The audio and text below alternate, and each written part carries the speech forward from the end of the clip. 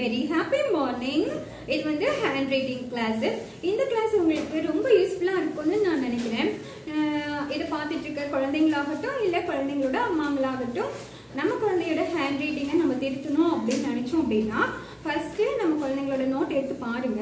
அவங்க என்ன மிஸ்டேக் பண்ணியிருக்காங்கன்னு பாருங்க. ஃபர்ஸ்ட் மிஸ்டேக் என்ன பண்ணுவாங்க மேக்சிமம் குழந்தைங்க அப்படின்னா, பென்சிலோ இல்லை பென்னோ பிடிக்கிற மெத்தட் வந்து கொஞ்சம் தப்பா இருக்கலாம். அதனால அவங்களோட ஹேண்ட் ரைட்டிங் வந்து சரியில்லாம இருக்கலாம். இன்னொரு விஷயம் என்ன அப்படின்னா, நீங்க கொஞ்சம் டைம் எடுத்து அவங்க பக்கத்துல அவங்க எழுதும் போது உட்காந்து நோட் பண்ணி பார்த்தீங்க அப்படின்னா ஒவ்வொரு லெட்டரா அவங்க எப்படி எழுதுறாங்க, எங்க ஸ்டார்ட் பண்ணி எங்க முடிக்கிறாங்க அப்படின்னு சொல்லி நம்ம நோட் பண்ணோம்னு வச்சுக்கோங்களேன், அதுல கண்டுபிடிக்கலாம். அவங்க வந்து தப்பா ஸ்டார்ட் பண்ணி தப்பா முடிப்பாங்க. அதனால கூட அந்த ஹேண்ட் ரைட்டிங் வந்து அழகா இல்லாம இருக்கலாம். அப்புறமா எழுத்துக்களோட சைஸ், அவங்க ஒரு லெட்டர் எப்படி போடுறாங்க, இன்னொரு லெட்டர் எப்படி போடுறாங்க, மேல போற லெட்டர் மேல, கீழே போற லெட்டர் கீழே, அந்த மாதிரி போடுறாங்களா அப்படின்னு சொல்லி வந்து வாட்ச் பண்ணும். இந்த 3 ரீசன்ஸ் மட்டும்தான் குழந்தைங்களோட ஹேண்ட் ரைட்டிங்கை வந்து கொஞ்சம் சுமாரா காமிக்கிறதுக்கான ரீசன். எல்லாருமே அழகா எழுதுவாங்க குழந்தைங்க எல்லாருமே, சரிங்களா? நம்ம இந்த 3 மட்டும் இம்ப்ரூவ் பண்ணிட்டோம்னா போதும். சில்ட்ரன், இன்னைக்கு வந்து F, G, H, I, J இந்த 5 லெட்டர்ஸ் எப்படி எழுதலாம்னு பார்க்கலாம். ஆக்சுவலா நேத்து நம்ம போட்ட வீடியோல வந்து லைன் போடாம எழுதி காமிச்சிட்டேன். So sorry. சரியா? இப்போ நான் பாருங்க, இந்த சாக் பீஸ் பிடிச்சிருக்கேன் மிஸ். எப்படி இந்த 2 ஃபிங்கர்ல பிடிச்சிட்டு இந்த பெரிய ஃபிங்கர் இருக்கு இல்லையா, இதை அடியில வச்சு தாங்க கொடுத்துருக்கேன். காமிக்கிறேன், தெரியுதா உங்களுக்கு? இப்படிதான் நீங்க பென்னானாலும் பென்சில் ஆனாலும் பிடிக்கணும். அதை விட்டுட்டு இப்படி 5 ஃபிங்கர்ல பிடிக்கிறது, இப்படி பிடிக்கிறது அப்படிலாம் கூடாது. அப்புறம் டைரக்ஷன் இப்படி வச்சுட்டு எழுதுறது அப்படிலாம் இல்லை. எப்பவுமே இப்படி லெஃப்ட்ல ஆரம்பிச்சு ரைட்ல போற மாதிரி தான் ஹேண்ட் பொசிஷன் வைக்கணும். சரிங்களா? இதெல்லாம் கொஞ்சம் ஃபாலோ பண்ணணும். சரி, வாங்க எஃப் எப்படி போடலான்னு பார்க்கலாம். இதுதான் சிங்கிள் லைன் நோட்டு.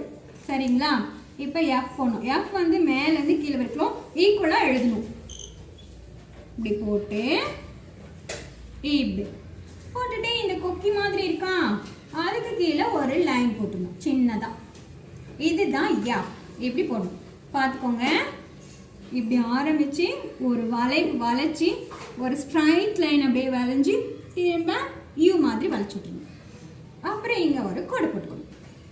இவ்வளோ பெருசு இருக்கணும் எஃப், அப்பதான் அழகா இருக்கும். அதை விட்டுட்டு இப்படி ஸ்டார்டிங்ல குழந்தைங்க பண்ற மிஸ்டேக் இப்படி, அப்புறம் நிறைய பேர் இப்படி, மேக்சிமம் இப்படி தான் எஃப் போடுவாங்க. சரிங்களா? இது மட்டும் அவாய்ட் பண்ணிக்கணும். இந்த மாதிரி போட்டுக்கலாம். ஜி போலாமா? ஜி வந்து இங்க இந்த லைன்ல உட்கார்ந்துருக்கணும் தலையை வச்சு. சி போட்டு ஞாபகம் இருக்கா? இங்க ஆரம்பிச்சு இப்படி சி மாதிரி போட்டு ஒரு ஸ்ட்ரைட் லைன் போட்டு இப்படி இழுத்துக்கணும். இது ஜி. கவனிங்க, சி மாதிரி போட்டு மேல இருந்து கீழே ஸ்ட்ரைட்டா போட்டு இது ஜி. ஹெச்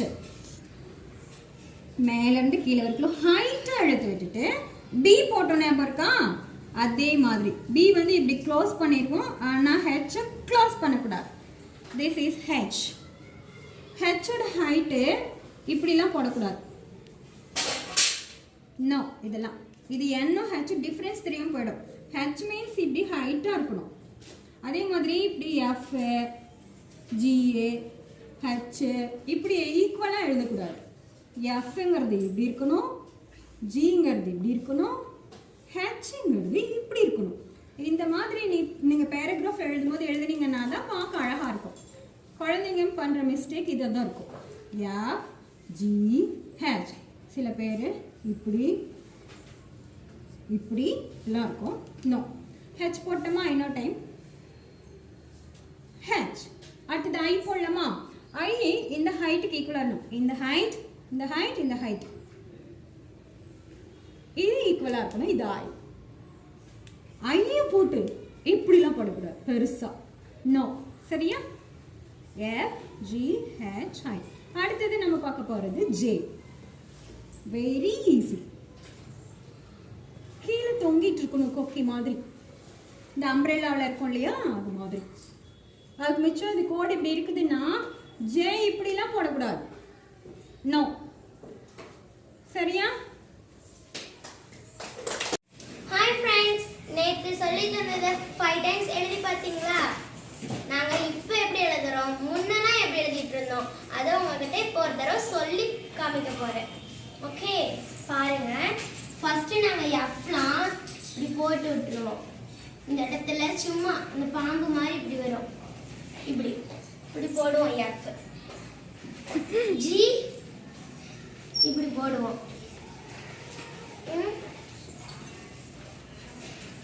ஹெச்லாம் என் மாதிரியே தான் இருக்கும், சும்மா இந்த இடத்துல மட்டும்தான் கொஞ்சம் ஹைட் வச்சு எழுதுவோம். ஐலாம் பெருசா எல் மாதிரி போட்டு புள்ளி வைப்பான்னா அந்த புள்ளி கூட வைக்க மாட்டோம், எல் மாதிரியே விட்டுருவோம். ஜேலாம் மேலேருந்து கீழே வரைக்கும் இப்படி கொண்டு வந்து இந்த இடத்துல புள்ளி வைப்போம். இதெல்லாம் வளைஞ்சிக்கிட்டு நல்லாவே இருக்காது. எங்களுக்கு இப்போதான் தெரிஞ்சது நம்ம எழுதுறதுலாம் இந்த மாதிரிலாம் எழுதக்கூடாது, தப்பு அப்படின்ட்டு. நாங்களும் நிறைய தடவை ஃபீல் பண்ணிக்கிறோம், நம்ம ஹேண்ட் ரைட்டிங் ஏன் தான் இப்படி வருது அப்படின்ட்டு. இப்போ எங்களுக்கு புரியுது, நம்ம அந்த லெட்டர் ஒன்று எழுதுறோம்னா அது எப்படி எழுதணும், அப்போதான் நம்ம ஹேண்ட் ரைட்டிங் அழகாக வரும் அப்படின்ட்டு. இந்தமாரி இப்படிலாம் நாங்கள் எழுதுறதில்ல முன்னிலேருந்து. இப்போ எங்கள் ஹேண்ட் ரைட்டிங் எப்படி இருக்குன்னா இந்த மாதிரி எழுதக்கூடாது, தப்புன்னுட்டு. இப்போ எப்படி எழுதுறோம்னு பாருங்க.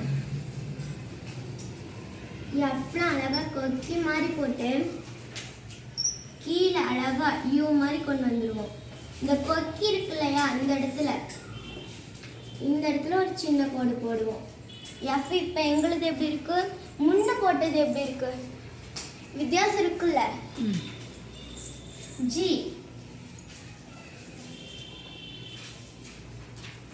ஜிலாம் அழகா இந்த இடத்துல இந்த கோட்ல உக்காந்துட்டு இருக்கோம். ஜி அழகா கீழே கொண்டு வந்து ஒரு வளை விடுவோம்.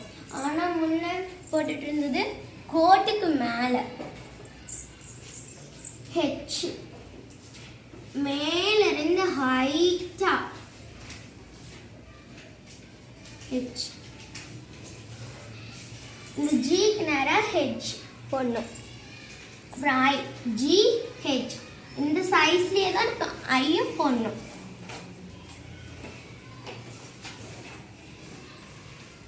இப்போ நாங்கள் எழுதுறதுக்கும் முன்ன எழுதிருந்ததுக்கும் நிறைய வித்தியாசம் தெரியுது, நீங்களே பார்க்குறீங்கல்ல. ஜே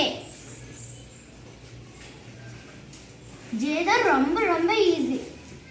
அழகா மேலேருந்து ஒரு லென்த்தான கோடு கொண்டு வந்து இந்த இடத்துல ஒரு வரைவு கொடுத்து அழகா ஒரு புல் வச்சோம்னா ஜே. இப்போ எழுதுகிற ஹேண்ட் ரைட்டிங்க்கும் முன்ன எழுதிட்டு இருந்த ஹேண்ட் ரைட்டிங்க்கும் நிறைய வித்தியாசம் இருக்கு. ஓகே ஃப்ரெண்ட்ஸ், இதையும் இன்னைக்கு 5 டைம்ஸ் எழுதி பாருங்க, அப்போதான் உங்க ஹேண்ட் ரைட்டிங் அழகா வரும். தேங்க்யூ. குழந்தைங்களா இருந்தீங்கன்னா 4 லைன் நோட்டில் ப்ராக்டிஸ் பண்ணுங்க. இப்பயே ப்ராக்டிஸ் பண்ணணும்னா இல்லை, சம்மர் ஹாலிடேஸ்லாம் வருது இல்லையா, அப்போ எங்கள் வீடியோ சேவ் பண்ணி வச்சுன்னு ப்ராக்டிஸ் பண்ணிக்கோங்க. அது பெரிய அண்ணா அக்காங்களாம் இருந்தீங்கன்னா சிங்கிள் லைன் நோட்லேயே ப்ராக்டிஸ் பண்ணலாம். நீங்கள் பார்த்து அந்த அளவுக்கு கற்று சாம்பியன் இன் இந்தியா.